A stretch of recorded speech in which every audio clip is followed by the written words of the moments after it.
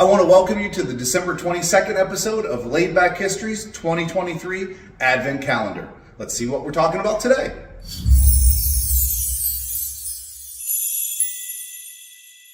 So it may not seem like much, but this is actually a really cool item.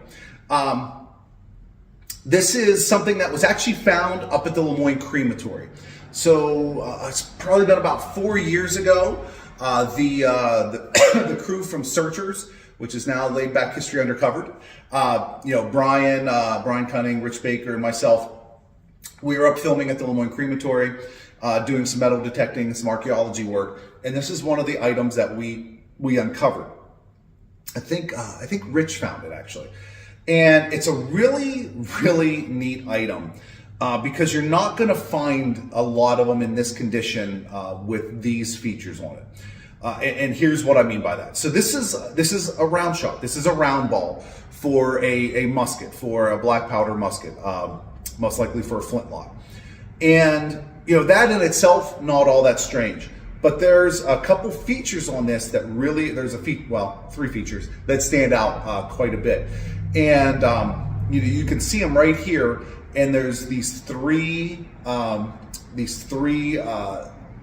indentions on this round ball, and what those are from is from buckshot.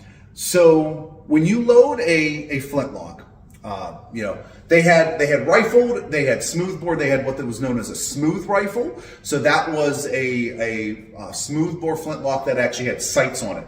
But they had what is equivalent to a modern day shotgun, which was just a smoothbore that might only have a front sight on it.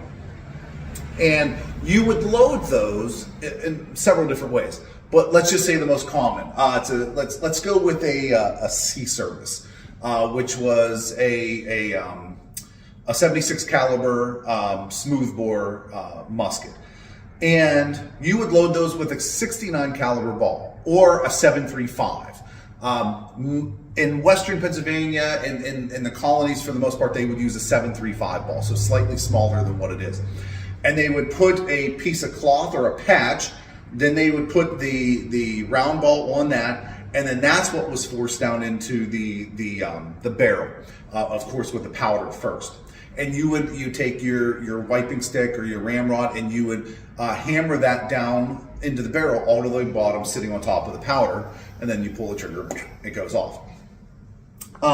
What they would sometimes do is load those, so that would be a larger musket ball, but sometimes what they would do is they would load those with what was known as buck and ball. And buck and ball was a round ball with buckshot on top of it.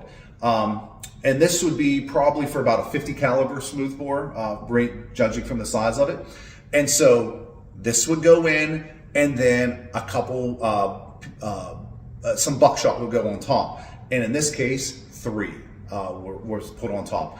And so this would have been tight with a patch, and then that buckshot on top. So when it was rammed home, when they were hammering this down into the barrel, it left the indention marks on it. Now, what's incredible about this is it doesn't look like it was fired. If it was fired, if it was fired, it didn't hit anything. Because if it hit anything, it would have flattened out.